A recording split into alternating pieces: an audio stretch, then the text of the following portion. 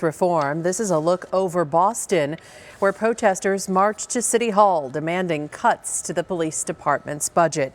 But is the message behind the marches making it to Arizona and its leaders? Community members looking for signs of change are having to check Twitter feeds for updates.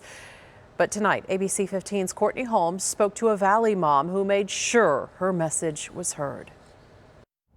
Apart from a few tweets and a press conference a week ago, we really haven't heard much from Governor Ducey about police brutality protests happening across the state.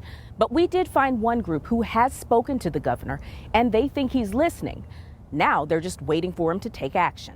He was the first black man killed on May 25th. The Memorial Day shooting of 28-year-old Deon Johnson by a DPS trooper was on top of mind for Janelle Wood during her Tuesday meeting with Governor Doug Ducey.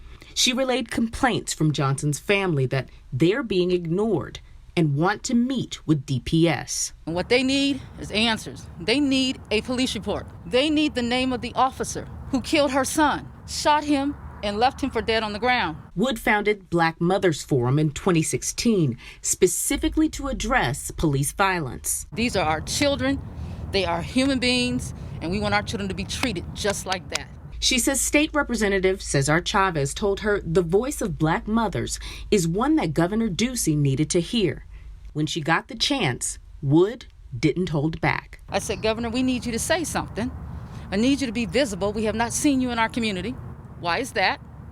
And how come we haven't heard you speak to this? She asked him to publicly renounce racism. And make a statement that he is committed to making sure that these racial overtones and undertones and these institutional racist practices and policies and curriculums and mindsets, he will not stand for and he will not tolerate. Her demands also included a ceasefire by executive order. He tells all the police departments to cease firing on unarmed black men and women, period. She does not expect that to happen, but she does believe he was listening. He said, you've given me things that I can deliver upon. Things like facilitating that meeting between Deon Johnson's family and DPS. Wood knows the institutional problems will be harder to fix, but says the governor seemed willing to try. He said, let's start to talk and meet and pull those things together. And I want our young people